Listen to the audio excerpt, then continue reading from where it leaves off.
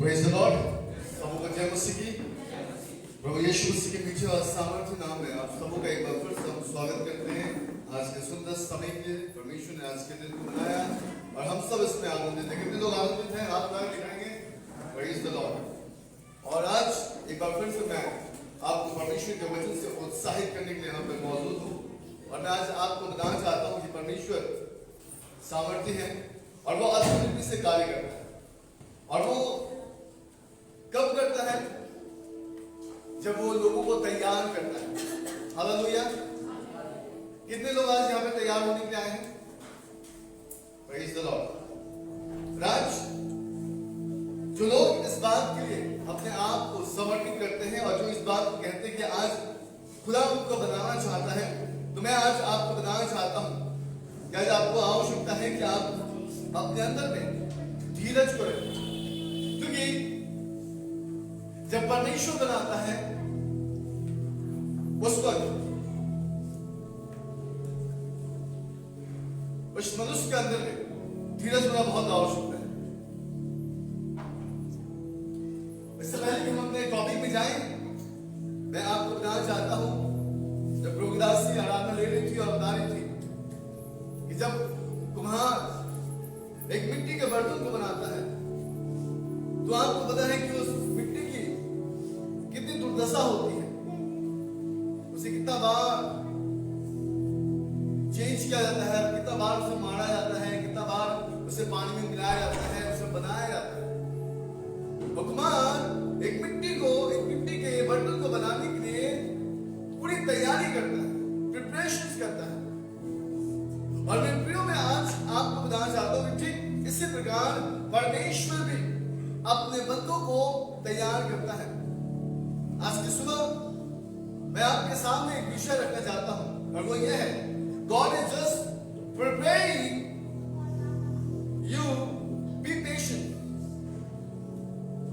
परमेश्वर आपको तैयार कर रहा है और इसीलिए आपको आवश्यकता है कि आप अपने अंदर में धीरज को रखिए, क्योंकि जब आपके पास धीरज होगा, जब आपके पास संयम होगी, तो मैं आपको बताना चाहता हूं कि जब आपके जीवन में नाना प्रकार की जब समस्या आकर खड़े होंगे तो आप घबराएंगे नहीं, आप तहस नहस नहीं होंगे, आप उखड़ नहीं जाएंगे, आप बिखरेंगे नहीं, बल्कि परमेश्वर आपको बस समय के लिए तैयार कर रहा है। मेरे साथ बोलिए, परमेश्वर आज हमें उस समय के लिए तैयार कर रहा है ताकि हम अपने मार्ग से भटक न जाए। आमीन, हालेलुया, बोले यीशु मसीह की। आज एक ऐसे कैरेक्टर को मैं आपके सामने लेके आऊंगा जो अपने जीवन में कुछ नहीं थी, लेकिन खुदा ने उसे उठाया और खुदा ने उसे इस प्रकार से उठाया कि वो अपने जातियों का छुड़ाने वाला बन गया। बाइबल बताती है उस स्त्री का नाम एस्तर है। जब आप एस्तर की किताब को आप खोलेंगे और एस्तर की किताब को जब आप पढ़ेंगे तो आप वहां पे एक राजा के विषय में जानेंगे। कौन सा राजा है वहां पे? कौन सा राजा है? कौन बताएगा? वहां पे एक ऐसा राजा है जो अपने लिए एक पटरानी ढूंढता है, अर्थात अपने लिए एक स्त्री ढूंढता है। और बाइबल बताती है कि हर एक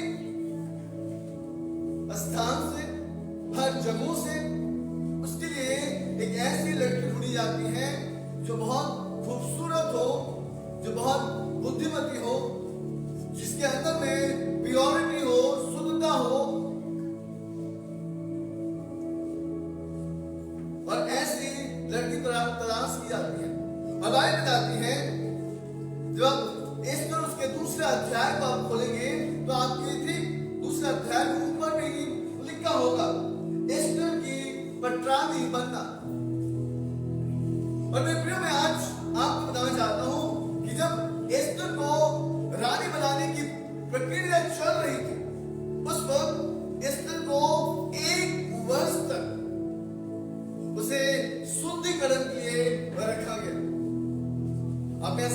सकते हैं एस्तर की पुस्तक उसका 2 अध्याय और उसके 12वां और 13वां वचन हम लोग पढ़ेंगे। और वहां पे प्रभु के वचन में लिखा है, जब एक कन्या की बारी आई कि वो शेष राजा के पास जाए, और यह उस समय हुआ जब उसके पास स्त्रियों के लिए ठहराए हुए समय के अनुसार 12 माह तक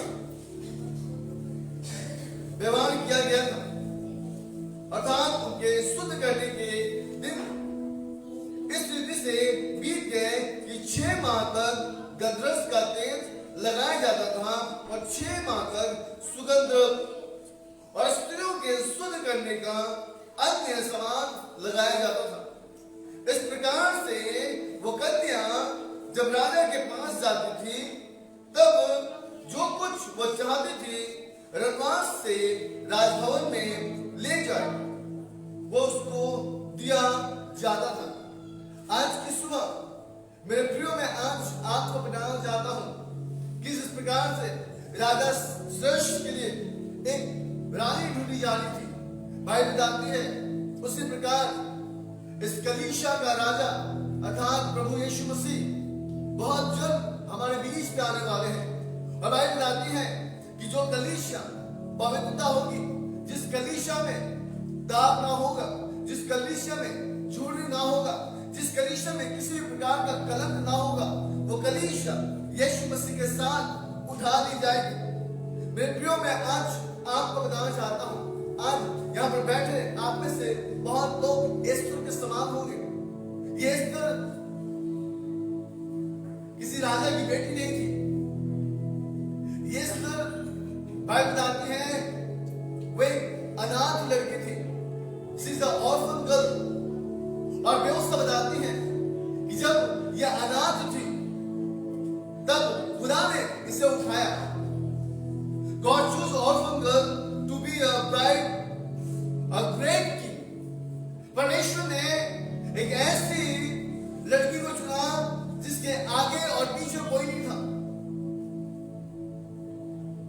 मैं आज आपको बताना चाहता हूं, आप पढ़ सकते हैं 2 अध्याय और उसके 15 वचन को पढ़े, कोई जोर से पढ़े।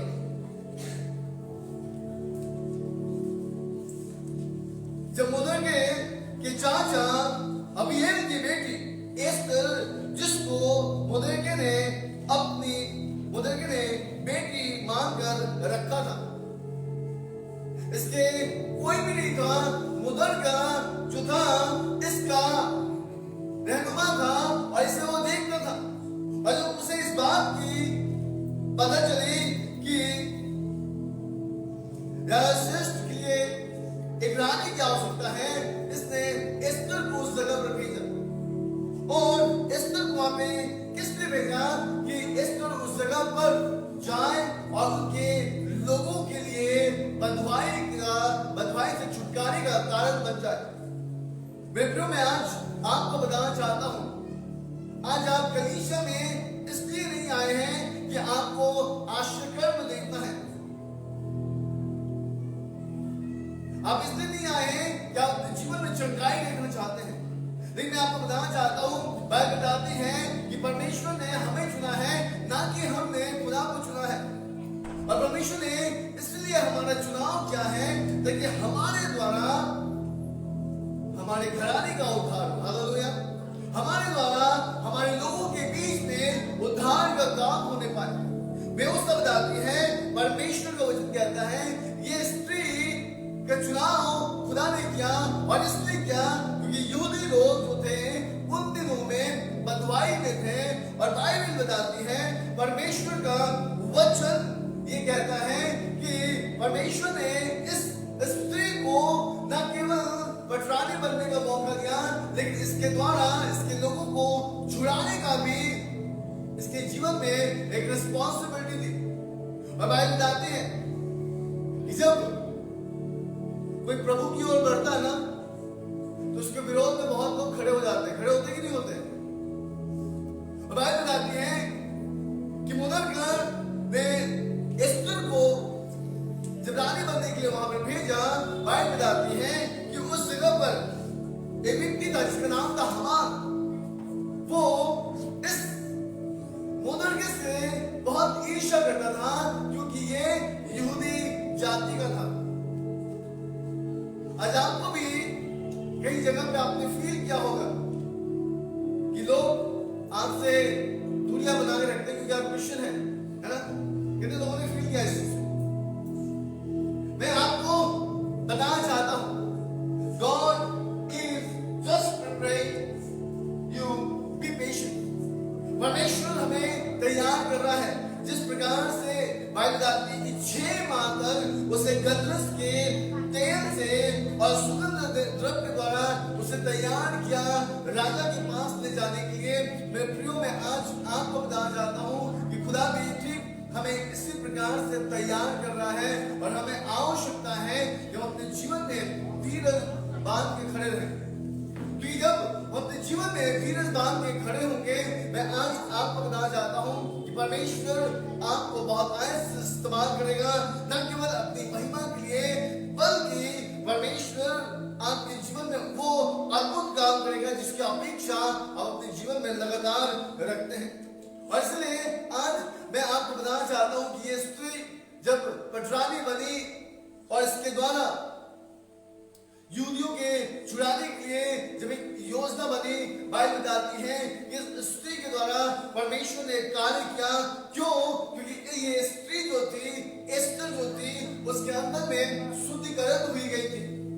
क्योंकि राजा श्रेष्ठ के पास आने से पहले क्या हुआ था? उसे प्राप्त शुद्ध किया गया था। कितने लोग जानते हैं? अभी पढ़ा हमने, शुद्ध किया गया था। इसके बाद कितने लोग एस्तर की किताब को पढ़े? केवल 1-2 हाथ में देखो। चलिए, शुद्धि के बाद जब वो पवित्र ठहरी और पवित्र ठहरने के बाद उसके जीवन में कुछ बातें हुई और जिसके द्वारा उसने उन बातों के द्वारा उसने क्या किया? बुद्धिमानी के साथ काम करना आरंभ किया।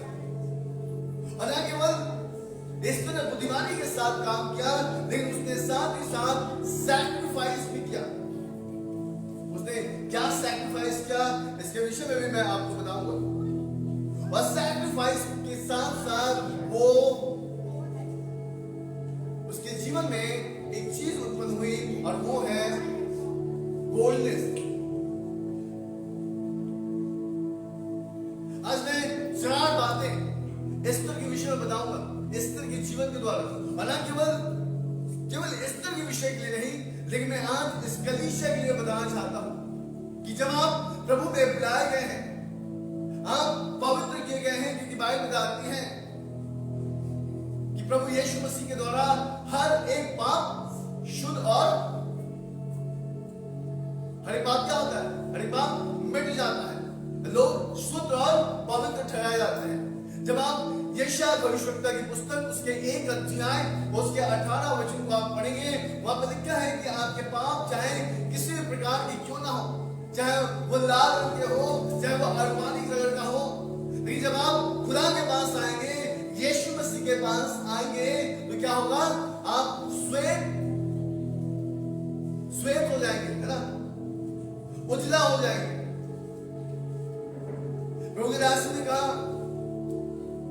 जो कोई यीशु का नाम लेगा वो उद्धार पाएगा। कोई भी हो, किसी भी जाति का हो, कहां से भी हो, किसी भी प्रकार का क्यों ना हो, लेकिन अगर वो यीशु के नाम को अपने जीवन में अगर पुकारता है, यीशु के नाम में वो अपने आप को धीरज रखता है, तो मैं आपको बताना चाहता हूं कि उसके जीवन में उद्धार है।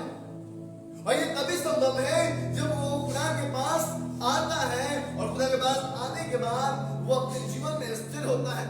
दाऊद कहते हैं भजन संगीता उसके 91वें अध्याय और उसके 10वें वचन को आप पढ़ेगा, वहां पे परमेश्वर के वचन में दाऊद स्पष्ट रूप से कहते हैं,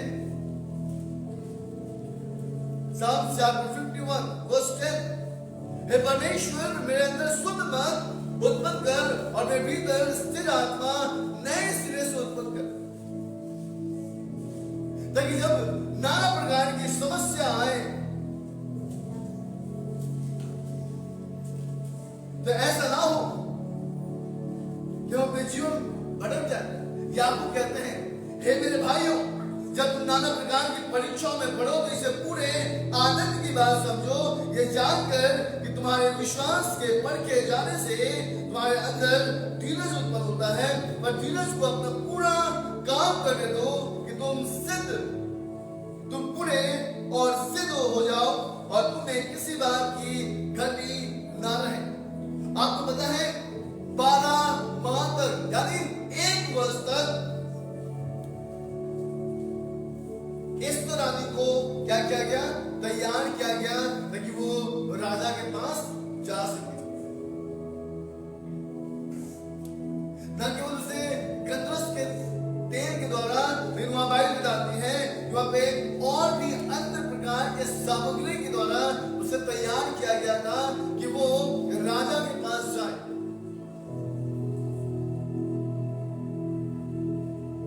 आपको पता है जब तैयारियां होती हैं तो बहुत कष्ट होता है कि नहीं होता?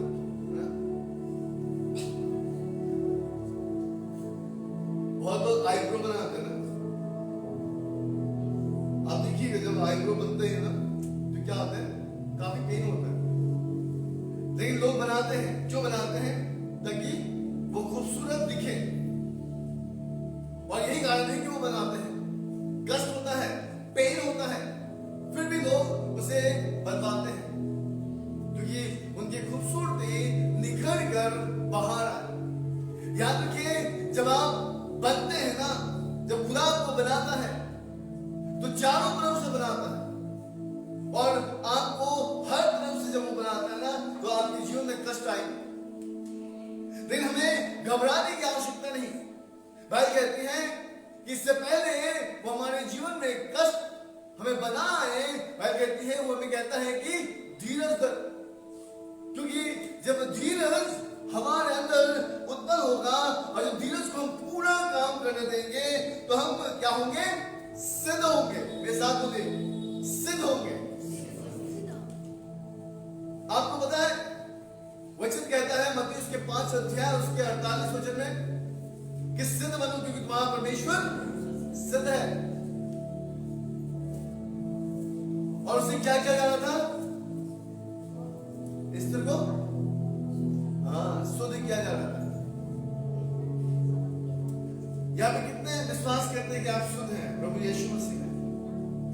कोई नहीं।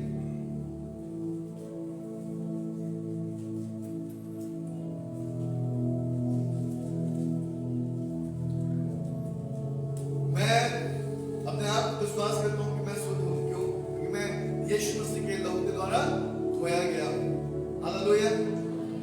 आपको पता है पहला यूहन्ना उसका 1 अध्याय उसका 7वां वचन में क्या लिखा है? वह कहती है कि प्रभु यीशु मसीह का लहू हर एक पापों को धोकर शुद्ध और पवित्र करता है।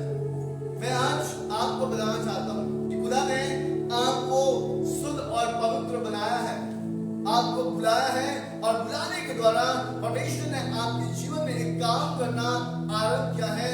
आपको धीरज से प्रभु में स्थिर रहने की आवश्यकता है, क्योंकि जब आप धीरज से प्रभु में आप स्थिर होंगे तो आप शुद्धिकरण की ओर बढ़ेंगे, अर्थात पवित्रता की ओर बढ़ेंगे। और मैं आज आपको बताना चाहता हूं, बाइबल बताती है, परमेश्वर का वचन कहता है कि परमेश्वर पवित्रता को बहुत ज्यादा पसंद करते हैं। यशायाह भविष्यवक्ता की पुस्तक उसके 6वें अध्याय को आप खोलेंगे और वहां पे पहले वचन से अगर आप पढ़ेंगे तो आप वहां पे देख सकते हैं कि वहां पे शराब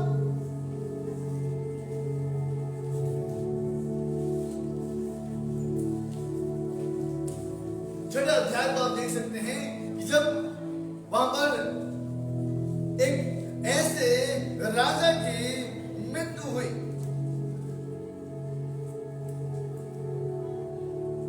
तो उस जगह पर खुदा की उपस्थिति हुई, और जब खुदा की उपस्थिति हुई तो वहां पे जो खुदा के लोग थे वो पवित्र पवित्र पवित्र पवित्र पवित्र का शब्द पुकारने लगे। और बाइबल बताती है इसलिए क्योंकि खुदा जो है वो पवित्र है, और बाइबल कहती है कि अवश्य है कि जो खुदा के पास आए वो अपने आप को पवित्र रखे। और व्यवस्था बताती है ये स्त्री इसलिए तैयार हो रही थी ताकि इसके जीवन में शुद्धिकरण हो, तभी ये राजा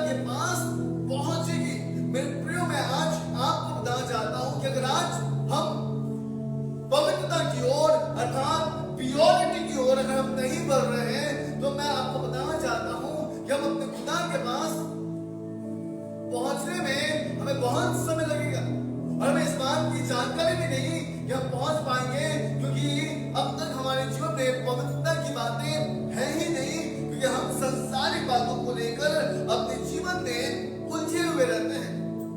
व्यवस्था बताती है मत्ती सुसमाचार उसके 5वें अध्याय और उसके 30वें वचन में कि धन्य है वे जो मन के दीन है, क्योंकि स्वर्ग का राज उन्हीं का है। और ये मन के दीन कौन होते हैं? जो शुद्धता की ओर से बढ़ते हैं, जो पवित्रता की ओर बढ़ते हैं, क्योंकि प्योरिटी जो है वो आपके जीवन में अगर ना हो तो मैं आपको बताना चाहता हूं कि आप खुदा की उपस्थिति को अपने जीवन में महसूस नहीं कर पाएंगे। बहुत बार आप देखिएगा कि आप प्रार्थना कर रहे हैं लेकिन आप पवित्र आत्मा को फील नहीं कर पाते। उसका कारण क्या है? उसका कारण यह है कि आपका ध्यान जो है आपके बाएं और आपके दाहिनी ओर है और आप सीधी ओर नहीं चल रहे। रास्ते में वही गाड़ी हताहत होती है जो बाएं और दाहिनी ओर ध्यान देता है। उसका चालक अगर बाएं और दाहिनी ओर ध्यान देगा तो आप देखिएगा वो सामने जाकर किसी न किसी गाड़ी के साथ किसी न किसी प्रकार से उस गाड़ी को हाथाहाथ पहुंचेगी, क्योंकि उसका ध्यान सामने नहीं था, उसका ध्यान बाएं और दाहिनी ओर था। मैं प्रियो, मैं आज आपको बताना चाहता हूं, व्यवस्था बताती है इस बात को वो जानती थी। आप पढ़ सकते हैं, मेरे साथ दिखा सकते हैं एस्तर की पुस्तक उसका 4था अध्याय और उसका 14वां वचन को वहां पर बाइबल कहती है, क्योंकि जो तू इस समय चुपचाप रहे तो किसी न किसी उपाय से यहूदियों का छुटकारा और उद्धार हो जाएगा। मैं आपको बताना चाहता हूं कि परमेश्वर आपके जीवन में अद्भुत रीति से कार्य कर सकता है जब आप धीरज बना के रखेंगे, जब आप पेशेंस बना के रखेंगे और उसकी शुद्धता को अपने जीवन में होने देंगे। अगर आप कपड़े धोते हैं और कपड़ा बोले कि मुझे दर्द होता है मत धो, तब तो आप गंदे कपड़े पहन के रहने पड़ेंगे, है ना? और गंदे कपड़े पहन के कोई रह सकता है क्या? कोई भी नहीं रह सकता। मैले कपड़े किसी को अच्छे नहीं लगते। हर एक व्यक्ति साफ कपड़ा पहनना चाहता है ना? बाइबल बताती है जब गलाती की पुस्तक उसके 3 अध्याय उसके 27 वचन को आप पढ़ते हैं, वहां पे प्रभु के वचन में लिखा है कि जिन्होंने प्रभु यीशु मसीह के नाम से बपतिस्मा लिया है उन्होंने यीशु मसीह को पहन लिया है। अर्थात अब हमारे पास एक धार्मिक वस्त्र है। अगर ये धार्मिक वस्त्र मैला हो जाए तो हम किस प्रकार से अपने राजा के पास जाएंगे? किस प्रकार से यीशु मसीह के साथ हमारा संबंध बन पाएगा? परमेश्वर आज हमें इसलिए अपने भवन में, अपने राज्य में, अपनी संगति में हमें बुलाकर हमें क्या कर रहा है? तैयार कर रहा है ताकि हम उसके सम्मुख खड़े हो पाए। मूसा के पास बहुत ज्ञान था। वो 40 वर्ष तक मिस्र देश में राजाओं के मध्य में रहा और वहां पे विद्या हासिल की, लेकिन खुदा को उसकी विद्या से कोई मतलब नहीं था, उसके एजुकेशन से कोई मतलब नहीं था। 40 साल के बाद क्या परमेश्वर ने मूसा को इस्तेमाल किया? नहीं किया। परमेश्वर उसे कहां लेके गया? मिदान देश में लेके गया। सोचिए, जो व्यक्ति राजमहल में रहता है, सोचिए जिसके पास हर एक चीज की सुख और सुविधा है, वो व्यक्ति 40 साल भेड़ बकरियों के साथ रहता है। बहुत आसान है क्या? हालेलुया। बहुत आसान है क्या? बाइबल बताती है कि 40 वर्ष तक मूसा भेड़ बकरियों के साथ रहा परमेश्वर ने उसे भेड़ बकरियों के बीच में रखकर उसे नम्र और दीन बना दिया। वो मूसा जो मिस्र में रहते हुए मिस्री को घात किया और घात करने के बाद वो फिरौन के भय से मिधान देश चला गया, और मिधान देश जाने के बाद, मिधान देश में रहने के बाद, जब वो मिधान देश में रह रहा था, खुदा हर दिन उसे तैयार कर रहा था। और जब परमेश्वर ने देखा कि मूसा तैयार हो गया है, तब परमेश्वर ने मूसा को दर्शन दिया। मेरे प्रियो, मैं आज आपको बताना चाहता हूं, ऐसे ही हम परमेश्वर के राज में हम नहीं पहुंच पाएंगे। मैं आज आपको बताना चाहता हूं कि हमें भीड़ का हिस्सा नहीं, लेकिन खुदा के राज्य का हिस्सा होने की आवश्यकता है। आमीन, हालेलुया, बोले यीशु मसीह की।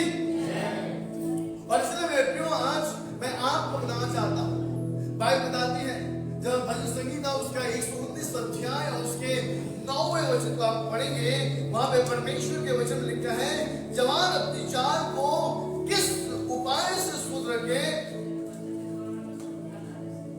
तेरे वचन के बिल्कुल तेरे वचन का पालन करने से।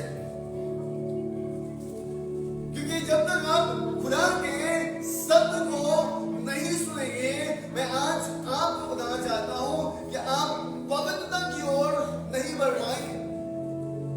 क्योंकि एस्तर को जब 12 माह के लिए तैयार की जा रही थी, तो एस्तर को जो कहा जाता था एस्तर वही कर रही थी। यहां बैठ जाओ, यहां बैठ गए, वहां खड़ा हो जाओ, वहां खड़ा हो गए, है कि नहीं? उसने ये नहीं कहा कि मुझे कष्ट हो रहा है, मुझे तकलीफें हो रही है, क्योंकि उसको पता था कि वो राजा से मिलने जाने वाली है। क्योंकि वो राजा से मिलने जाने वाली है, और बाइबल बताती है कि जब वो राजा के पास गई, उसके सारे दुख खत्म हो गए। दुख जो हमारे यहां ना दुख होंगे वहां। बाइबल बताती है कि अगर आज हम तैयारी करते हैं, अगर आज हम खुदा के तैयारी में अपनी धीरज को, खुदा को हम सौंपते हैं, तो मेरे प्रियो, मैं आज आपको बताना चाहता हूं कि उसके वचन के द्वारा जब हम उसके वचन को हम सुनते हैं, तो एक जवान अपने जवानी को कैसे अच्छा रख सकता है, तो केवल खुदा के कलाम के द्वारा। बाइबल बताती है, पहला तीमुथियुस की पुस्तक उसके 4 अध्याय और उसके 12 वचन को आप पढ़िएगा, वहां पे लिखा है, कोई तेरी जवानी को कुछ ना समझने पाए, पर वचन से, चाल से, चलन से, प्रेम, विश्वास और पवित्रता में विश्वासियों के लिए आदर्श बन जा।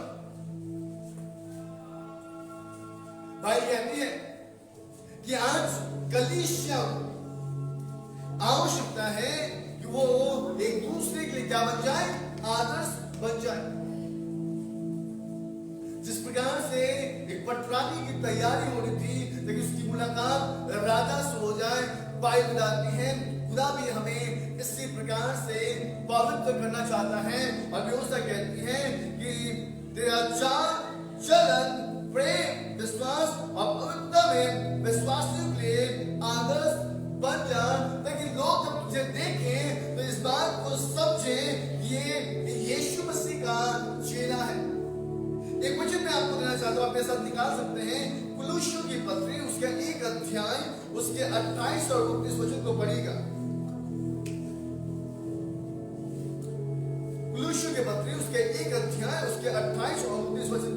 देखिए, पौलुस यहाँ पे बड़ी अच्छी बात कहता है, और कहता है कि जिसका प्रचार करके हम हर एक मनुष्य को चेतावनी देते हैं, और सारे ज्ञान से हर एक मनुष्य को सिखाते हैं कि हम पर एक व्यक्ति को मसीह में सिद्ध करके उपस्थित करे, इसी के लिए कि मैं उसकी उस शक्ति के अनुसार जो मुझमें सामर्थ्य के साथ प्रभाव डालती है, तन मन लगाकर परिश्रम भी करता हूं। क्यों परिश्रम करते हैं? तो बाइबल बताती है, जिसका प्रचार करके हम हर एक मनुष्य को चेतावनी देते हैं कि सारे ज्ञान से हर एक मनुष्य को सिखाते हैं कि हम पर हर एक व्यक्ति को मसीह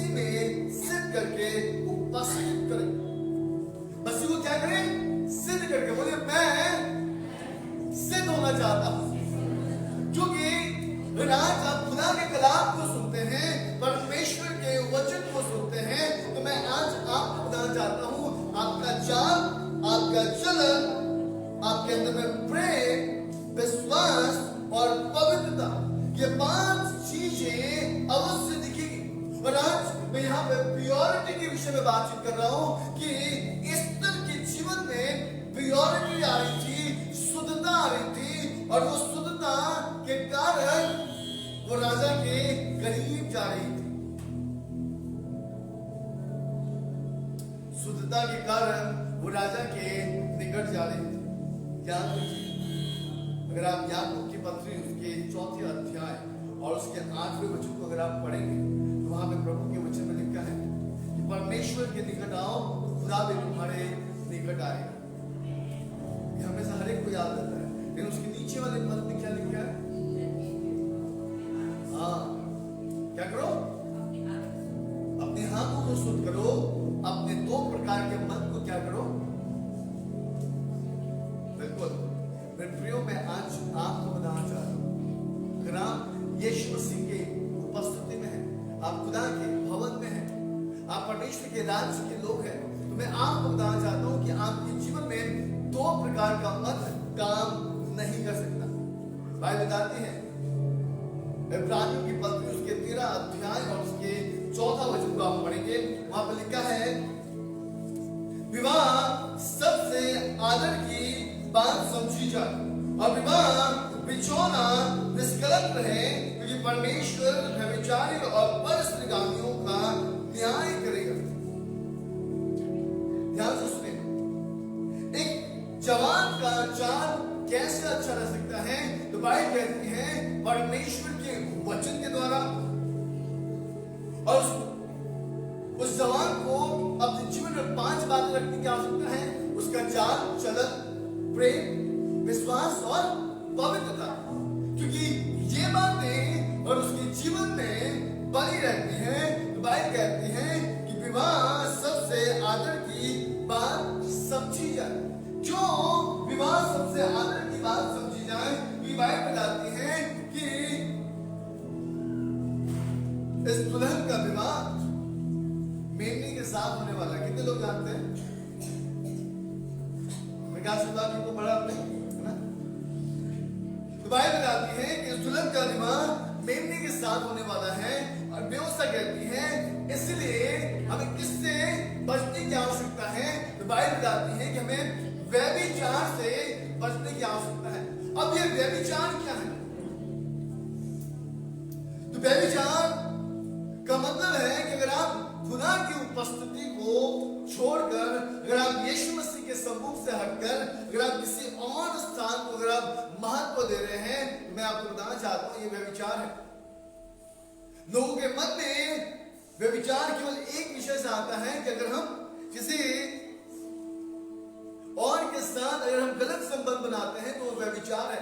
लेकिन मेरे प्रिय, मैं आज आपको बताना चाहता हूं, बाइबल इस व्यभिचार के विषय में तो बात करती है, लेकिन इसके साथ भी एक व्यभिचार के विषय में बातचीत होती है, और वो ये है कि अगर आप खुदा के साथ आपका संबंध अच्छा नहीं है और आप खुदा के अलावा किसी और काम को महत्व देते हैं, तो ये भी एक प्रकार का व्यभिचार है। यीशु मसीह ने कहा, ध्यान से सुनिए, यीशु मसीह ने कहा कि अगर तुम्हारी आंख, अगर तुमने किसी स्त्री को देखा और व्यभिचार में गिर गए, इसका मतलब है कि तुमने पाप किया है। तो सोचिए कि जब हम खुदा की उपस्थिति में नहीं आते, उसकी हुजूरी में नहीं आते, हम उसके साथ नहीं रहते, तो क्या ये व्यभिचार नहीं है? बाइबल बताती है, पहला कुरिन्थियों उसके 6 अध्याय और उसके 18 वचन में लिखा है, व्यभिचार से बचे रहो। जितने पाप मनुष्य करता है वे देह के बाहर है, परंतु व्यभिचार करने वाला अपनी ही देह के विरोध में क्या करता है? पाप करता है। हालेलुया। एक व्यक्ति अपने ही देह के विरोध में पाप करता है, अर्थात अपने देह के विरोध में, यानी बाइबल कहती है ये देह किसका है? जब पहला कुरिन्थियों उसके 6 अध्याय उसके 20 वचन को आप पढ़ेंगे, वहां पे लिखा है कि आप दाम देके गोद दिए गए हैं। 19 वचन को आप पढ़ेंगे तो आपको इस बात का ज्ञान होगा। वहां पे लिखा है कि तुम नहीं जानते तुम्हारा देह पवित्र आत्मा का मंदिर है और ये तुम्हारा खुद का नहीं है। मेरे प्रियो, आज मैं आपको बताना चाहता हूं, इस प्योरिटी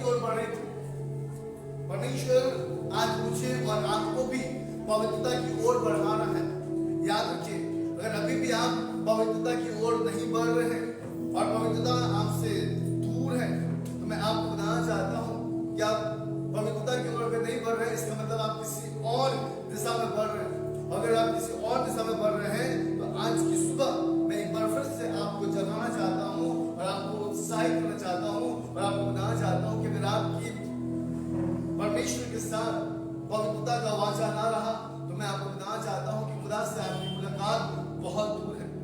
बाइबल बताती है पहला थिस्सलुनीकियों की पत्री उसके 4थे अध्याय और उसके 3रे वचन को आप पढ़ेंगे, वहां पे प्रभु के वचन में लिखा है क्योंकि परमेश्वर की इच्छा यह है कि तुम क्या है, तुम विचार करो, ऐसा है क्या? क्या है बाबा, क्या लिखा है? परमेश्वर की क्या इच्छा है?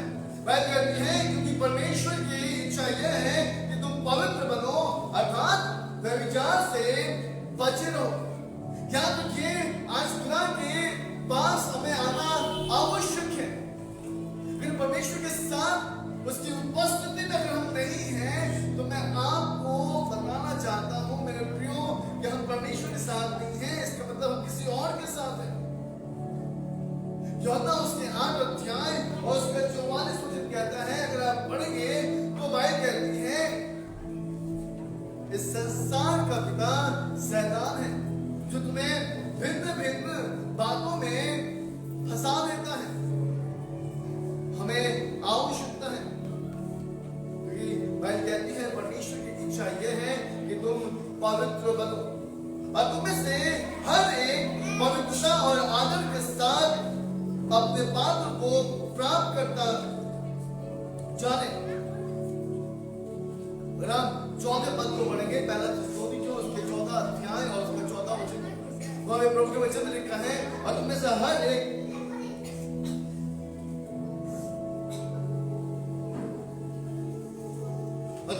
एक पवित्रता और आदर के साथ अपने पात्र को प्राप्त करना जाने, और यह काम अभिलाषा से नहीं और ना अन्य जातियों के समान जो परमेश्वर को नहीं जानते। अपने आप को क्या करने की आवश्यकता है? बाइबल कहती है अपने आप को पवित्रता और आदर के साथ अपने पात्र को प्राप्त करना जाने। अपने आप को जानना पड़ेगा आपको।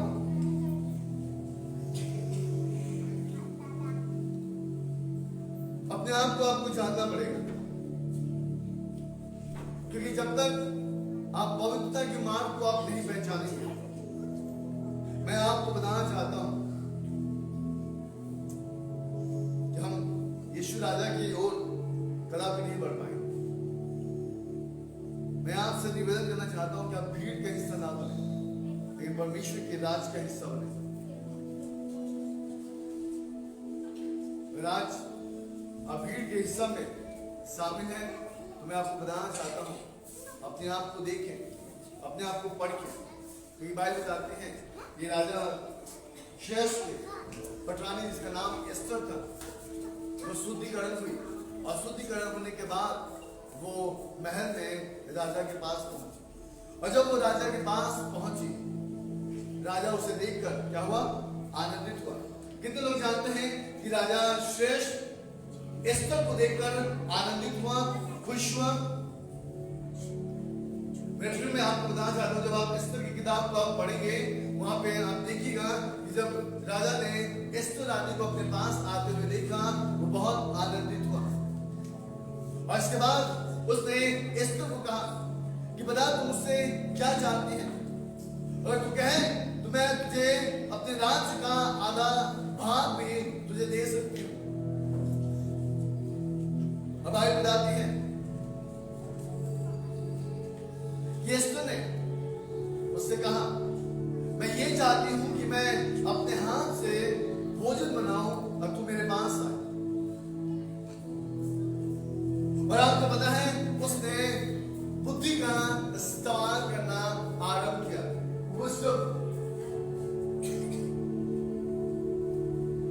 उसने बुद्धि का इस्तेमाल करना आरंभ किया।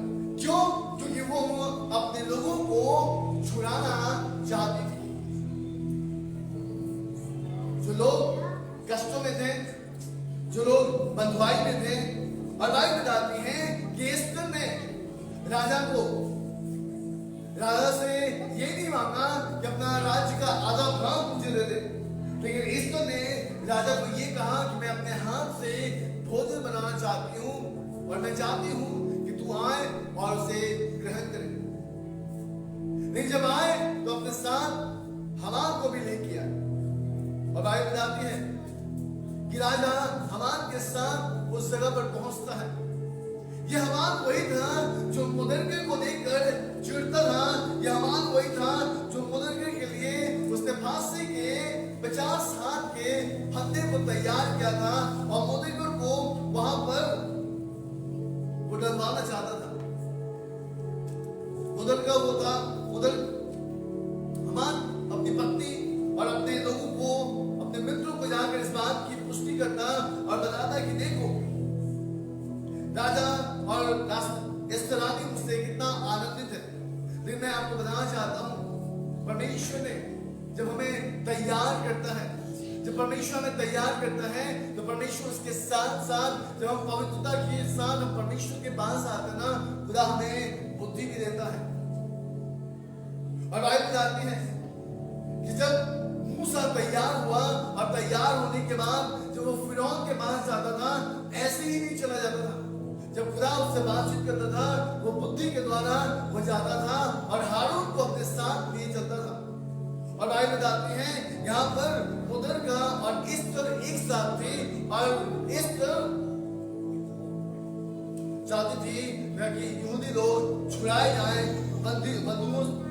बंधुआई से छुड़ाए जाए। और बाइबल बताती है कि एस्तर ने राजा को भोजन पर निमंत्रण दिया और भोजन पर निमंत्रण देने के बाद बाइबल बताती है, परमेश्वर का वचन कहता है कि राजा उसके पास आया और राजा आने के बाद उसको भोजन किया। उससे कहा, अब बता तुझे क्या चाहिए। उसने कहा, मैं चाहती हूँ कि तू दोबारा मेरे पास भोजन के लिए आए, और जब तू आए तो हमान को भी अपने साथ लिए हुए आए। और बाइबल बताती है कि दूसरी बार भोजन के लिए राजा और हमान पहुंचते हैं। तब बाइबल बताती है, तब दोबारा जब भोजन करने के लिए हमान और राजा एक साथ वहां बैठे रहते हैं।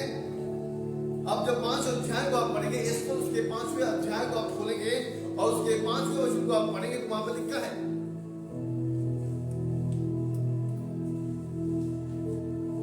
तब राजा ने आज्ञा दी, हमान को तुरंत ले आओ कि एस्तर का निमंत्रण ग्रहण किया जाए। अतः राजा और हमान एस्तर के तैयार किए हुए भोजन में आए। अब भोज के समय दाख मधु पिया जाता था। तब राजा ने एस्तर से कहा, तेरा निवेदन क्या है, वो पूरा किया जाएगा। तू क्या मांगती है मांग, और आधा राज्य तुझे दिया जाएगा। एस्तर ने उत्तर दिया, मैं निवेदन और जो मैं मांगती हूँ वो यह है कि यदि राजा मुझसे प्रसन्न है और मेरी निवेदन सुनना और जो वरदान मैं मांगूं वही देना चाहे, देना राजा को स्वीकार हो, तो राजा और हमान कल उस भोज में आए जिससे मैं उसके लिए करूंगी, और कल मैं राजा के इस वचन के अनुसार करूंगी। और बाइबल बताती है कि कल वो फिर पहुंचे। जब आप सीधा 12 पद में आप पहुंचेंगे, वहां पे आप देखिएगा, वहां पे लिखा है, हमान ने यह भी कहा, एस्तर रानी ने मुझे छोड़ और किसी को राजा के संग अपने किए हुए भोजन में आने ना दिया, और कल के लिए भी राजा के संग उसने मुझे न्योता दिया है। ये किससे कह रहा है? अपनी पत्नी और अपने मित्रों को कह रहा है। लेकिन इसके बाद जब आप 13 पद को पढ़ेंगे, वहां पे लिखा है, तो जब वो मुझे यहूदी उधर के राजभवन के फाटक में बैठा हुआ दिखाई पड़ता है, तब यह सब मेरी दृष्टि में क्या लगता है? व्यर्थ लगता है। आपको पता है, ये मुर्दके को अपने जीवन से निकालना चाहता था। बात बताती है, जब आप नीचे पढ़ेंगे तो इसने मुर्दके के लिए फांसी किया, 50 हाथ के फांसी का फंदा भी तैयार किया था। अब आयत बताती है, तब जब 6वां अध्याय को आप पढ़ेंगे, वहां पर लिखा है कि तब श्रेष्ठ राजा और हमान दोनों एस्तर रानी के पास पहुंचते हैं। उसके बाद बाइबल बताती है कि उसे भोजन के लिए जब उसने निमंत्रण दिया, ये दोनों पहुंचते हैं। और उसके बाद जब आप 6वां अध्याय और उसके 30वें वचन को पढ़ते हैं तो वहां पर लिखा है, तब राजा ने पूछा इसके बदले मुद्रकी की क्या प्रतिष्ठा और बड़ाई की जाए, क्योंकि मुद्रका के विषय में जब राजा ये कह रहा था तब क्यों राजा ने इसके विषय में कहा, तो बाइबल बताती है कि इससे पहले कि राजा एस्तर के पास जाता, वो इतिहास की पुस्तक को मंगाकर पढ़ रहा था। और बाइबल बताती है कि जब इतिहास की पुस्तक उसके सामने लाई गई और जब वो पढ़ा जा रहा था तो उसमें यह लिखा हुआ मिला कि जब राजा शर्ष के हाकिम जो द्वारपाल भी थे, उनमें से बिगदाना और तेरेस नामक 2 जन ने उस पर हाथ उठाने की युक्ति की थी, उसे मुद्रके ने प्रकट किया था। और जब मुद्रके ने यह बात प्रकट की थी कि राजा शेष के ऊपर में उसके द्वारपाल उसके ऊपर हाथ उठाना चाहते हैं, तब राजा को यह बात समझ में आई और राजा ने पूछा अपने लोगों से कि जो व्यक्ति प्रतिष्ठा के लायक है उसके लिए क्या किया जाए। तो बाइबल बताती है राजा को लोग ये कहते हैं कि उसकी प्रतिष्ठा होनी चाहिए। तब तक हमान बाहर था और हमान को ही बुलाया जाता है और हमान से पूछा जाता है कि बता, अगर कोई व्यक्ति प्रतिष्ठित के लायक है उसके लिए क्या किया जाना चाहिए। हमान को लगता है कि उसकी प्रतिष्ठा की बात चल रही है। उसने कहा कि राजा जो वस्त्र पहनता है उस वस्त्र को उसे पहनाना चाहिए। राजा जिस घोड़े पर सवार होता है उसे उस घोड़े पर सवार करना चाहिए और उसके नाम के आगे जय जयकार लगानी चाहिए। राजा ने हमान को कहा तुरंत जाकर ऐसा ही कर और मुद्रका को वो सारा सम्मान दे। मुद्रका जो मुद्रका के लिए फांसी का फंदा तैयार कर रहा था, उसे बहुत ही दुख हुआ क्योंकि यहूदी मुद्रका जो था उसे राजमहल में कपड़ा पहनाया गया, उसे घोड़े पे बैठा कर उसे घुमाया गया। मैं भी विजडम की ओर लेके जा रहा हूं। हम लोग पवित्रता से कहां जा रहे हैं? बुद्धि की ओर जा रहे हैं। ध्यान से सुनिएगा। और बाइबल बताती है कि मुद्रका उस जगह पर उसे किसी बात की, इस बात का जरा भी आश्चर्य नहीं होता कि राजा उसे उठाता है, क्योंकि वो इस बात को जानता है अगर परमेश्वर उसके साथ है तो हर जगह पर वो आशीषित है। मेरे प्रिय, मैं आज आपको बताना चाहता हूं, बाइबल बताती है जब राजा के पास ये बातें हुई, उसके बाद राजा और हमान दोनों भोजन करने के लिए एस्तर रानी के पास पहुंचते हैं। और व्यवस्था बताती है कि एस्तर बुद्धिमानी के द्वारा राजा को खाने को बुलाती है और पहली बार और दूसरी बार बुलाती है। उसके बाद राजा फिर उससे पूछता है, बता मैं तेरे लिए क्या करूं, तुझे आजा राजपाट दे दूं। उसने कहा आप पढ़िएगा एस्तर की किताब उसके 7वें अध्याय को आप खोलिएगा और उसके 30वें पद को आप पढ़िएगा। वहां पे लिखा है, एस्तर रानी ने उत्तर दिया, हे राजा, यदि तुम मुझसे प्रसन्न है और राजा को यह स्वीकार हो तो मेरा निवेदन से मुझे और मेरे मांगने से मेरे लोगों का प्राणदंड मिले, क्योंकि मैं और मेरी जाति के लोग बेच डाले गए हैं और हम सब घात और नष्ट किए गए। यदि हम केवल दासी हो जाने के लिए बेच डाले जाते तो मैं चुप रहती, चाहे उस दशा में वो विरोधी राजा की हानि भर न सकता। तब राजा शर्ष ने एस्तर की रानी से पूछा, वो कौन है और कहां है जिसने ऐसा करने का निश्चय किया है। एस्तर ने उत्तर दिया, वो विरोधी व शत्रु यही दुष्ट हमान है। तब हमान राजा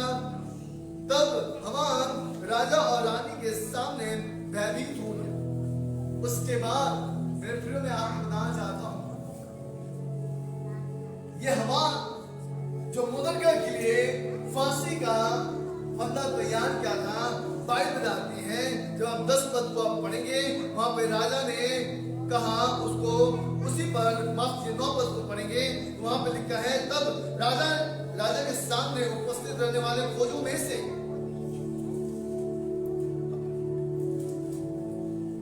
हामान ने ये 50 हाथ ऊंची फांसी का एक खंभा खड़ा किया है जो उसने मुर्दकी के लिए बनवाया है, जिसने राजा के हित में ये बात कही थी। राजा ने कहा उसी पर लटका दो। तब हामान को उस पर लटका दिया गया।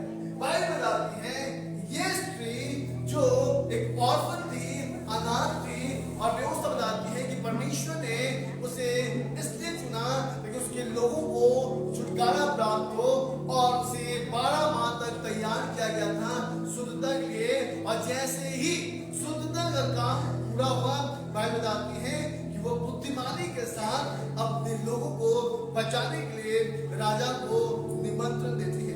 आज मेरे प्रियो मैं आपको बताना चाहता हूँ, बाइबल बताती है कि ठीक उसी प्रकार आप गुनाह के भवन में आप बुलाए गए हैं। बाइबल कहती है, पौलुस कहते हैं कुलुस्सियों की पत्री उसके 1 अध्याय और उसके 28 वचन को आपने पढ़ा, और वहां पे लिखा है कि जो प्रचार किया जाता है वो इसलिए किया जाता है कि हर एक व्यक्ति मसीह में क्या हो जाए, सिद्ध हो जाए। और खुदा ने हमें सिद्ध होने के लिए बुलाया है। और व्यवस्था बताती है कि बुद्धिमानी के द्वारा एस्तर ने जिस प्रकार से राजा श्रेष्ठ के सामने मुर्दका को बचाया, और न केवल बचाया बल्कि उसकी पूरी जाति को, पूरे कौम को उसने बचाया, व्यवस्था बताती है ठीक उसी प्रकार आज हमें भी बुद्धिमानी के साथ खुदा में चलने की आवश्यकता है।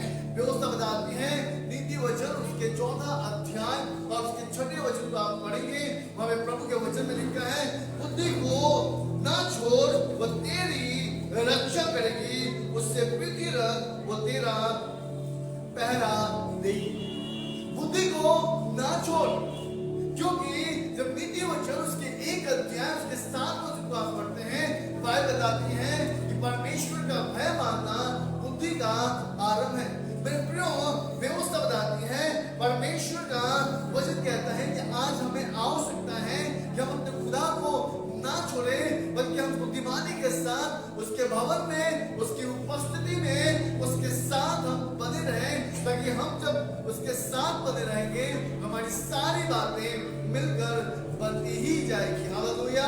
बाइबल बताती है जब रोमियो उसके 8 अध्याय उसके 28 वचन को आप पढ़ेंगे, वहां पे परमेश्वर के वचन में लिखा है कि सब बातें मिलकर परमेश्वर में क्या उत्पन्न करती है, आवाज नहीं है क्या, भलाई उत्पन्न करती है। सब बातें मिलकर भलाई उत्पन्न करती है। इसका मतलब है कि परमेश्वर जब आज हमें तैयार कर रहा है, हमें धीरज रखने की आवश्यकता है, हमें शुद्धिकरण की ओर बढ़ने की आवश्यकता है, और साथ ही साथ हमें बुद्धिमानी के साथ चलने की आवश्यकता है।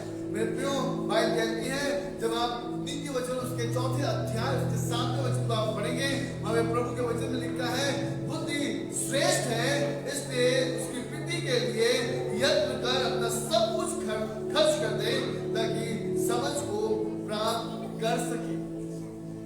अपना सब कुछ खर्च करके, है ना। कितने लोग जानते हैं, बाइबल बताती है कि परमेश्वर का राज एक खेत के समान है, और एक व्यक्ति ने अपना सब कुछ बेचकर उस खेत को मोल लिया। पढ़ा आपने? कहाँ लिखा है? नहीं पढ़ा, आपको याद नहीं है। चलिए मैं साथ निकालिए मत्ती सुसमाचार उसका 13वां अध्याय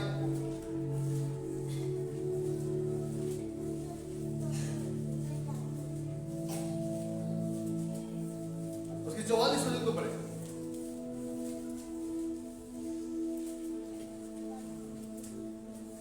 स्वर्ग का राज खेत में छिपे हुए धन के समान है, जिसे किसी मनुष्य ने पाया और छिपा दिया, और मारे आनंद के जाकर अपना सब कुछ बेच दिया और उस खेत को क्या किया, मोल दिया। स्वर्ग का राज एक खेत के समान है। मेरे प्रियो, आज मैं आपको बताना चाहता हूं अगर आज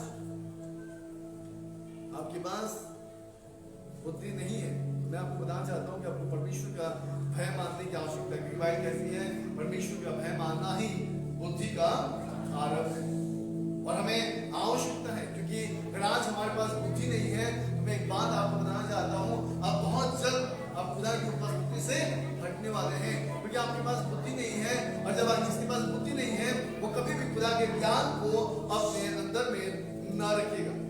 इसलिए आज हमें आवश्यकता है, 7 पद में लिखा है, नीति वचन उसके 4 अध्याय उसके 7वें वचन में, बुद्धि श्रेष्ठ है इसलिए उसकी प्राप्ति के लिए यत्न कर अपना सब कुछ खर्च कर दे ताकि समझ को प्राप्त कर सके। आज हम अपना सब कुछ छोड़कर हम खुदा को प्रथम स्थान देते हैं, सब कुछ छोड़कर। एक व्यक्ति यीशु मसीह के पास आया और आने के बाद उसने कहा कि प्रभु मुझे एक बात बता कि परमेश्वर के राज्य में पहुंचने के लिए मुझे क्या क्या करना पड़ेगा। उसने कहा कि 10 आज्ञाओं को मान और खुदा के पीछे चल। उसने कहा मैं बचपन से ये सब करते आ रहा हूं। यीशु ने उसकी ओर देखा और कहा कि काम कर, अपना सब कुछ बेच और मेरे पीछे हो ले। आज हम अपना सब कुछ नहीं छोड़ना चाहते।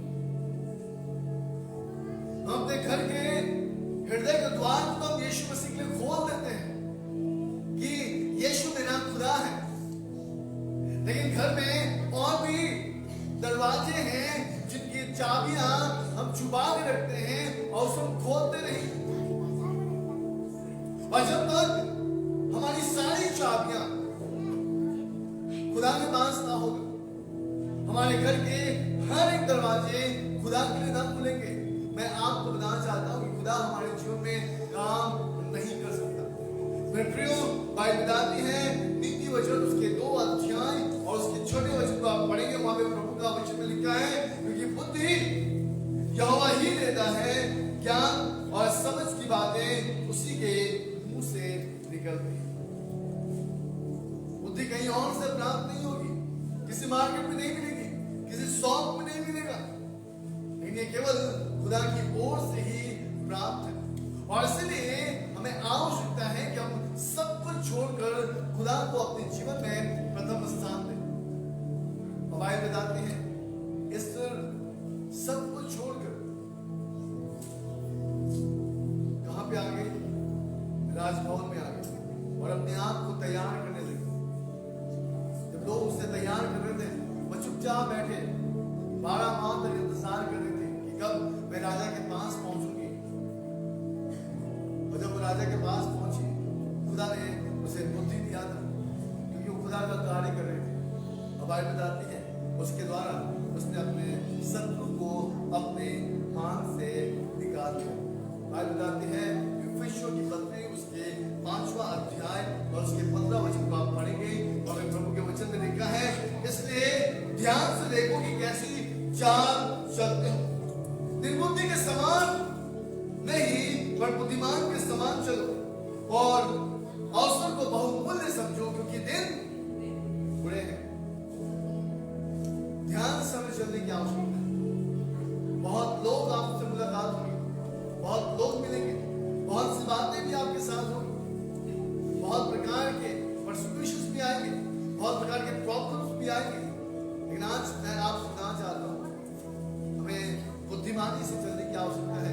जब ऐसी बातें आए, हमें खुदा के सामने स्थिर होना है, दृढ़ होना है और खुदा के सम्मुख अपने आप को समर्पित करना है। क्योंकि एक जवान अपने चाल को कैसे संभाल सकता है? बाइबल कहती है परमेश्वर के वचन के द्वारा। और जब मैं आपको बताना चाहता हूं, ये बातें केवल ऐसे ही नहीं हुई, लेकिन इसके बाद सैक्रिफाइस की बहुत आवश्यकता है। आप सोचिएगा कि जब खुदा तैयार करता है ना, तो बहुत कुछ सैक्रिफाइस करना पड़ता है। थर्ड पॉइंट, सैक्रिफाइस, क्योंकि इसमें बहुत कुछ सैक्रिफाइस किया था। आज हो सकता है कि जब आप खुदा के पास आ रहे हैं, आपको अपने ऑफिस से सैक्रिफाइस करना पड़ता होगा, अपने काम से सैक्रिफाइस करना पड़ता होगा। अब हो सकता है अपने परिवार से आप सैक्रिफाइस करके आप खुदा के पास आए, हो सकता है कि आपने बहुत कुछ अपने जीवन में सैक्रिफाइस किया है, लेकिन मेरे प्रियो मैं आज आपको बताना चाहता हूं कि जब हम सैक्रिफाइस करते हैं तभी खुदा हमारे जीवन में और अद्भुत रीति से कार्य करता है। एक वचन पढ़िएगा इब्रानियों की पत्री उसका 13वां अध्याय और उसके 6वें वचन, मैं आपके 16 वचन, और वहां पे प्रभु के वचन में लिखा है, पर भलाई करना और उदार न भूलो, क्योंकि परमेश्वर ऐसे बलिदानों से प्रसन्न होता है। भलाई करना और उदारता न भूलो, क्योंकि परमेश्वर ऐसे बलिदानों से प्रसन्न होता है। आप देखिएगा ईश्वर ने अपने आप को इसलिए समर्पित किया क्योंकि वो चाहती थी कि उसके लोगों के मध्य में भलाई हो। और भाई कहती है कि ना केवल भलाई बल्कि उदारता को भी हमें नहीं भूलने की आवश्यकता है, क्योंकि ऐसे ही बलिदान को परमेश्वर प्रसन्न करता है। आज हमें आवश्यकता है कि हम उस सैक्रिफाइस को हम समझें जो खुदा ने हमारे लिए किया, अपने इकलौते पुत्र प्रभु यीशु मसीह को हमारे निमित्त दे दिया। और बाइबल कहती है कि जो लोग आज उस खुदा के बलिदान को नहीं भूलते, परमेश्वर उनके जीवन में सारी बातें मिलकर भलाई ही उत्पन्न करती है। लोग कहते हैं कि आज परमेश्वर हमारे जीवन में अद्भुत रीति से कार्य नहीं कर रहा, हमारे डिजायर्स पूरा नहीं हो रहे, लेकिन मैं आज आपको बताना चाहता हूं कि परमेश्वर आपकी सारी बातों को पूर्ण करना चाहता है, लेकिन आज हम सैक्रिफाइस नहीं करना चाहते। रोमियो की पत्री उसका 12वां अध्याय और उसका पहला वचन कहता है, इस संसार को कॉपी मत करो, इस संसार के समान मत बनो, इस संसार के तुल्य मत हो जाओ, लेकिन इस संसार से अलग रहो। इसलिए पौलुस विनती करता है और कहता है, इसलिए हे मेरे भाइयों, मैं तुमसे विनती करता हूं कि अपने आप को जीवित, पवित्र और परमेश्वर का भावता हुआ बलिदान करो, यही तुम्हारी आत्मिक सेवा है। जीवित, पवित्र और परमेश्वर की इच्छा के अनुसार अपने आप को खुदा के सामने अर्पित करो, यही परमेश्वर की नजर में आपके लिए सर्वोच्च बलिदान है। परमेश्वर इसी से प्रसन्न होता है और कहता है कि हमें संसार के तुल्य होने की आवश्यकता नहीं, संसार के समान होने की आवश्यकता नहीं, बल्कि प्रभु में आने के द्वारा, हमारी बुद्धि के नए हो जाने के द्वारा हमारा चाल चलन भी बदलता जाए, जिससे तुम परमेश्वर की भली भांति और सिद्ध इच्छा अनुभव करते जाओ। हमें आवश्यकता है, हमें आवश्यकता है कि हम इस बात को समझें, क्योंकि अगर आज इस विषय को हम नहीं समझते तो मैं आपको बताना चाहता हूं, बाइबल बताती है, परमेश्वर का वचन बताता है कि जिस प्रकार से इस्राएल को तैयार किया गया और इस्राएल बुद्धिमानी के साथ उदरका को बचाकर अपने लोगों को उसने सेव किया, उसके बाद उसने सैक्रिफाइस किया। उसने क्या सैक्रिफाइस किया, आइए हम लोग देखिए। आज हम सैक्रिफाइस नहीं करते। निकालिएगा एस्तर की पुस्तक,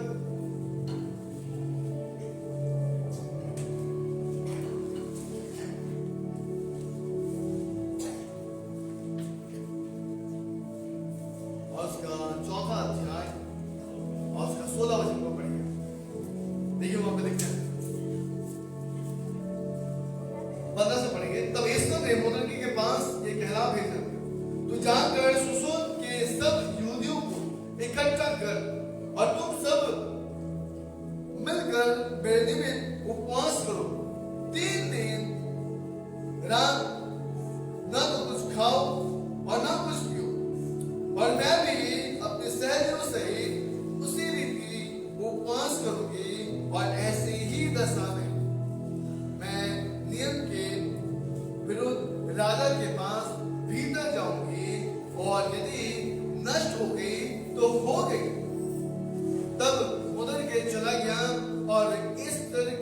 आज्ञा के अनुसार ही उसने किया। आप देखिए उसने कितनी बड़ी सैक्रिफाइस की। वो इस राजा के पास जा रही थी, लेकिन उससे पहले उसने क्या किया? प्रार्थना। उससे पहले उसने उपवास की, प्रार्थना। और ना केवल उसने, एक वचन मेरे दिमाग में आ रहा है, प्रभु मुझे दे रहा है, मैं चाहता हूं कि आप पढ़ें इब्रानियों की पत्री उसके 10 अध्याय और उसका 25 वचन। देखिए वहां पे लिखा है, और एक दूसरे के साथ इकट्ठा होना ना छोड़ो जैसे कितनों की रीति है, पर एक दूसरे को समझाते रहे, और जो जो उस दिन वो निकट आप देखो त्यों त्यों और भी अधिक किया करो। इकट्ठा होना ना छोड़ो। इंसान दो प्रकार की, दो बातों के लिए इकट्ठा होता है, एक अच्छी बातों के लिए और एक बुरी बातों के लिए, एक अच्छी संगति के लिए, एक बुरी संगति के लिए, है ना। हम जब संगति करते हैं तो हम क्या करते हैं? क्यों इकट्ठा होते हैं? हम खुदा को धन्यवाद देने के लिए इकट्ठा होते हैं। संसार जब इकट्ठा होता है तब क्या करने के लिए? आप जानते ही है ना। मेरे प्रियो, मैं आज आपको बताना चाहता हूं, बाइबल बताती है कि ईश्वर ने जो आज्ञा मुद्दतों को दी, और बाइबल कहती है कि उसने उस आज्ञा को मानते हुए इन लोगों ने 3 दिन सैक्रिफाइस किया। आज हम एक दिन सैक्रिफाइस नहीं कर पाते, आज एक दिन हम फास्टिंग नहीं रख पाते, और हम सोचते हैं कि खुदा हमारे जीवन में आज से कर्म करेगा, परमेश्वर हमारे जीवन में अद्भुत काम करेगा। मेरे प्रियो, मैं आज आपको बताना चाहता हूँ, जब कुछ बनता है ना, आप देखिएगा जब कोई कलाकार जब पत्थर को तोड़ता है, और पत्थर अगर ये कहे कि मुझे दर्द होता है, मुझे मत तोड़ो, है ना, तो नक्काशी निकलेगी क्या? आएगी क्या? बनेगा क्या? कुछ भी नहीं बनेगा। लेकिन वो पत्थर चुपचाप रहता है, और कलाकार जैसा मन वैसा उसको तोड़ते रहता है, बनाते रहता है, और जैसे जैसे तोड़ते रहता है, देखिएगा आकृति बनती रहती है, और जब पूरी टूट कर जब पूरी आकृति बनती है, तब जब हम देखते हैं तो कहते हैं कि इतनी खूबसूरत लग रही है ना। याद है मैंने कुछ दिन पहले विचार किया था, When God breaks us, then He makes us. Hallelujah. जब परमेश्वर पहले हमें तोड़ता है तभी वो हमें बनाता है। मेरे प्रियो, मैं आज आपको बताना चाहता हूँ, आज हमें आवश्यकता है कि हम इकट्ठा हो।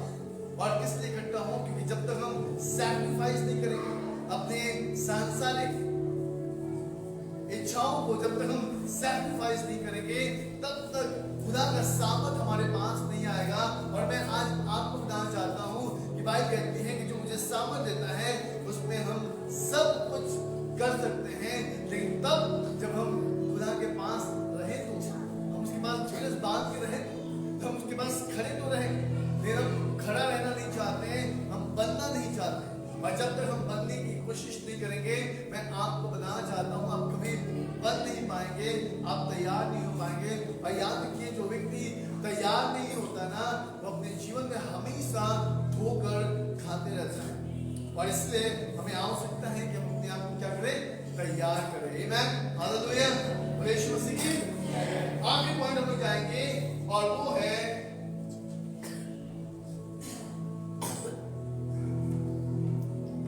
heroism. What is the meaning of heroism? इसका अर्थ है boldness। बाइबल बताती है कि जब एस्तर की शुद्धिकरण हुई, उसकी बुद्धि खुल गई, उसने सैक्रिफाइस किया और वो बोल्ड हो गई। आप देखिएगा, अभी हमने पढ़ा था, वहां पे लिखा था एस्तर उसके 14 अध्याय और उसके 16 वचन में लिखा था, हमने पढ़ा था कि मैं राजा के पास जाऊंगी, मैं भीतर जाऊंगी, राजा के पास भीतर जाऊंगी, और यदि नष्ट हो गई तो हो गई। क्यों? आपको पता है उसके अंदर में एक बोल्डनेस आ गया था।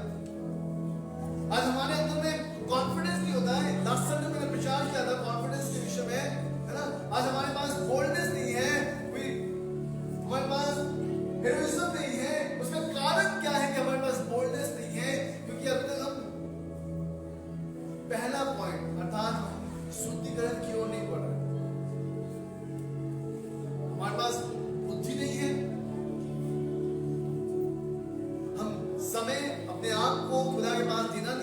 सैक्रिफाइस नहीं करना चाहते हैं, और यही कारण है कि हम बोल्ड नहीं हो पा रहे। और मैं आपको बताना चाहता हूं कि तब तक आप बोल्ड नहीं हो पाएंगे, तब तक आप साहसी नहीं हो पाएंगे, जब तक आप खुदा के सम्मुख अपने आप को आप समर्पित नहीं कर देते। चलिए मैं बहुत जल्द समाप्त करूंगा, बस कुछ ही वचन को मैं आपके सामने रखूंगा। मेरे साथ निकालेगा पहला इतिहास उसके 28वें अध्याय और उसके 20वें वचन को। First chronicle chapter 28 verse 20।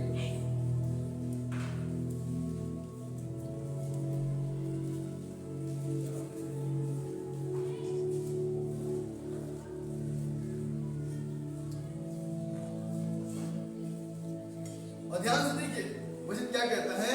फिर दाऊद ने अपने पुत्र सुलेमान से कहा, यह बात और दृढ़ होकर इस काम में लग जा, मत डर और तेरा मन कच्चा ना हो, क्योंकि यहोवा परमेश्वर जो मेरा परमेश्वर है वो तेरे संग है। और जब तक यहोवा के भवन में जितने काम करना हो वो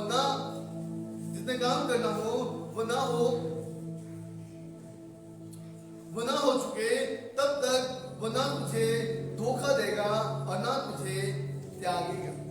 बाइबल बताती है कि जब दाऊद परमेश्वर के मंदिर के विषय की जब बातें जब सुलेमान से करता है और सुलेमान को कहता है, तब दाऊद अपने पुत्र सुलेमान से कहता है, यह बात और दृढ़ हो, इस काम में लग जा, मत डर, मत कच्चा ना हो, क्योंकि यहोवा परमेश्वर जो मेरा परमेश्वर है वो तेरे संग है।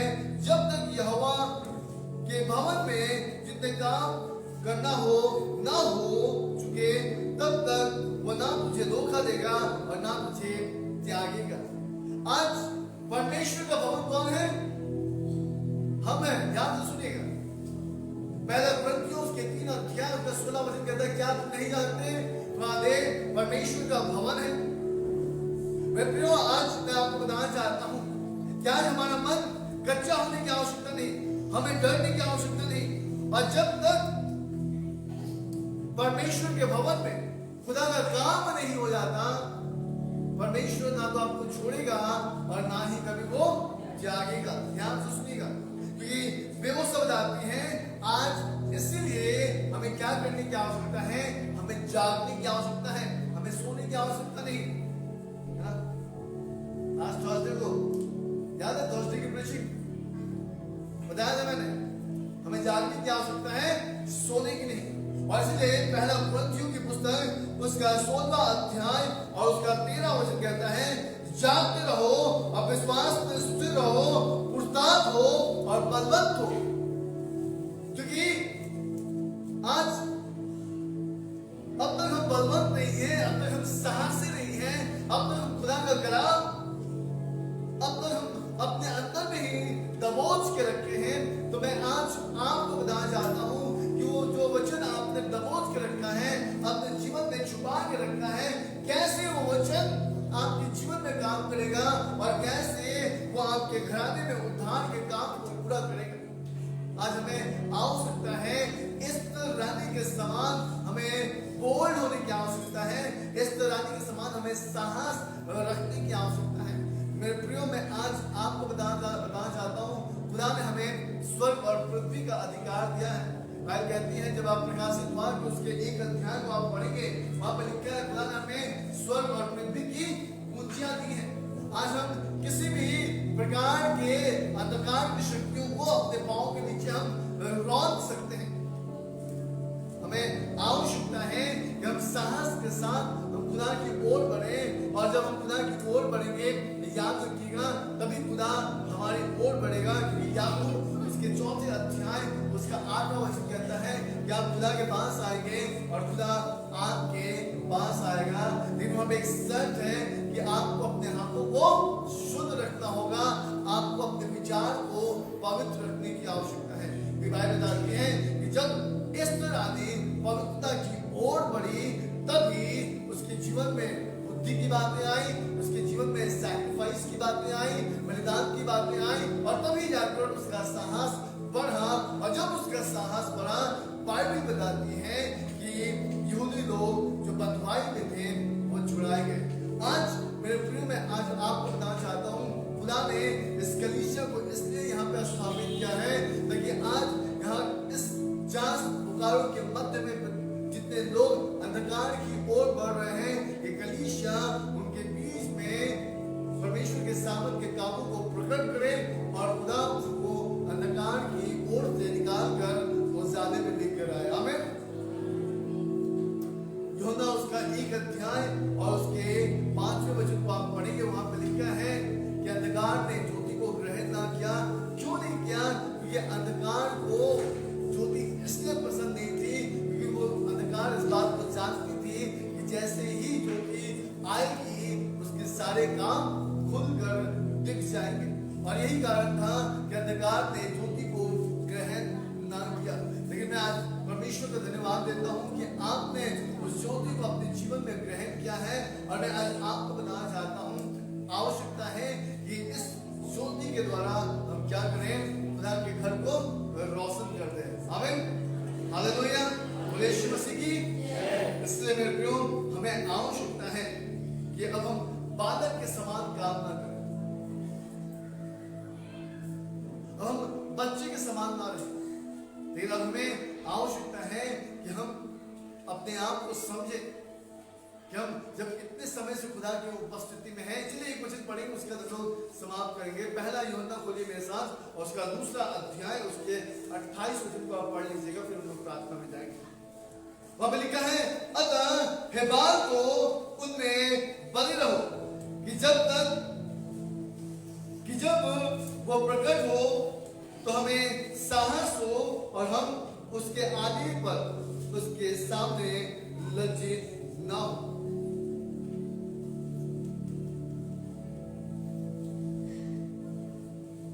अब सोचिए, यीशु मसीह आ गए लेकिन आपको लज्जित होना पड़ा। पता है क्यों? क्यों लज्जित होना पड़ा? क्योंकि कलीसिया के पास तेल नहीं था। और यही कारण था कि कलीसिया को लज्जित होना पड़ा। आधी कलीसिया तो प्रभु के साथ चली गई, लेकिन आधी कलीसिया के पास तेल नहीं था, और ये कारण था लज्जित होने का विषय। आज हमें भी अपने आप को तैयार करने की आवश्यकता है। हमें साहस छोड़ने की आवश्यकता नहीं, हमें परमेश्वर से दूर जाने की आवश्यकता नहीं। लेकिन जब खुदा हमें बना रहा है, हमें धीरज रखने की आवश्यकता है, क्योंकि जब हम साहस रखेंगे तभी हमारे जीवन में धीरज काम कर पाएगा। Hallelujah. God is just preparing you. Be patient. परमेश्वर आज हमें तैयार कर रहा है, हमें धीरज रखने की आवश्यकता है। आप सोचिएगा, अगर इस रानी को धीरज नहीं होता, 12 माह पर आपको तेल से नहलाया जा रहा है, बदन चिपचिप, डिफरेंट फ्रेगनेंस के ऑयल से आपको नहलाया जा रहा है, डिफरेंट फ्रेगनेंस आपके नाक में आ रहे हैं। कुछ लोग हार्ड परफ्यूम लगा देते हैं ना, फुसफुस लगा देते हैं ना, तो उनको इरिटेशन होने लगता है, उनका सर पकड़ लेता है। अरे ऐसा है, परफ्यूम मत लगाइए, कहते हैं ना। और सोचिए, ये कैसे द्रव्य से, कैसे तेल के द्वारा इस तरह को नहलाया जा रहा था, उसे शुद्ध किया जा रहा था।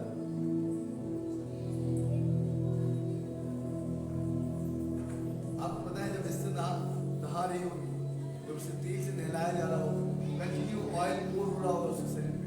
आप देखिएगा, जब लहदारा पानी में या तेल में हाथ रखते, आपका हाथ कैसा सॉफ्ट हो जाता है, होता है ना। परमेश्वर आपको उसी प्रकार सॉफ्ट करना चाहता है, आपको नीम बनाना चाहता है, आपको नम्र बनाना चाहता है, ताकि आप पवित्रता की ओर बढ़े, आप परमेश्वर के सामर्थ्य को अपने जीवन में आते हुए देख सकें, आप प्रभु की ओर बढ़े ताकि आपको बुद्धि प्राप्त हो, आप प्रभु की ओर बढ़े ताकि आप संसार की बातों को सैक्रिफाइस करते हुए खुदा को अपना लें और आपके अंदर एक बोल्डनेस आ जाए, एक साहस आ जाए। जैसे इस तरह कहती है, मैं मरूंगी तो मरूंगी लेकिन मैं भीतर जा रही हूँ, मैं राजा से सब कुछ किया। मेरे प्रियो में आज आपको बताना चाहता हूँ, आज हमारी भी तैयारी होने की आवश्यकता है। आइए सुनो अपने आप को बंद करें। हालेलुया, थैंक यू लॉर्ड, धन्यवाद यीशु। पवित्र परमेश्वर प्रभु जी, हम आपकी स्तुति और आपकी आराधना करते हैं, हम आपकी महिमा करते हैं। अब्बा पिता, हम आपका धन्यवाद करते हैं कि प्रभु आज की सुबह आपने एक बार फिर से अपने वचन से हमसे बातचीत किया और जिस प्रकार प्रभु आपने इस दिल को तैयार किया, खुदा बाप अब हमें भी प्रभु उसी प्रकार तैयार करना चाहते हैं ताकि प्रभु जिस प्रकार इस पवित्रता की ओर बढ़ रही थी, प्रभु आपका कलाम कहता है कि पवित्र बनो क्योंकि तुम्हारा खुदा पवित्र है। परमेश्वर आप हमें भी उसी प्रकार पवित्रता पे लाना चाहते हैं क्योंकि आप चाहते हैं परमेश्वर कि हमारे जीवन के द्वारा आपकी महिमा होने पाए। प्रभु आपने जिस प्रकार से एस्तर के जीवन में प्रभु एक मेंटर को दिया प्रभु, जिसका नाम था मोर्देकै। प्रभु आज आपने भी हमें एक मेंटर दिया है जिसका नाम पवित्र आत्मा है, जिसका नाम इम्मानुएल है। और बाइबल कहती है कि वो हमारे संग और साथ रहने वाला परमेश्वर है। पवित्र आत्मा परमेश्वर, आज की सुबह एक बार फिर हम आपको स्मरण करते हैं प्रभु, ताकि परमेश्वर हम आपके वचन के अनुसार पवित्रता में हम बढ़े प्रभु जी, बुद्धि का मूल हम बन सके परमेश्वर। ये बाइबल बताते हैं कि आपका भय मानना बुद्धि का आनंद है। खुदा हम पे अनुग्रह कर परमेश्वर, लेकिन परमेश्वर इस सांसारिक बातों को छोड़ते हुए प्रभु हम आप में बढ़े और हमारे अंदर एक ऐसी साहस होने पाए जिस प्रकार से अदोनियास के पास था प्रभु। जब लोग भूखे थे, उनके पास रोटी ना थी, तब अदोनियास ने साहस के साथ हजारों के बीच में उसने कहा कि यहाँ पर 5 रोटी और 2 मछलियां हैं। प्यारे प्रभु, इसी प्रकार हमारे अंदर में साहस की आत्मा को उत्पन्न कर देता। लेकिन प्रभु जिस प्रकार आपने एस्तर को बनाया, परमेश्वर एक कलीसिया उसी प्रकार बनने पाए ताकि पता इस कलीसिया से प्रभु आपका आत्मिक वरदान दिखाई देने पाए। आपका वचन कहता है प्रभु, पहला कुरिन्थियों उसके 14 अध्याय और उसके प्रथम वचन कि भविष्यवाणी के धूम में लगे रहो, आत्मिक वरदान के धूम में लगे रहो, विशेष करके भविष्यवाणी। प्रभु हम प्रार्थना करते हैं पिता कि होली प्लीज पिता कि आज हर एक शब्द जो खुदा बाप आपके दास के द्वारा बोया गया है, एक 30 गुना 60 गुना 100 गुना फल आ रहा है।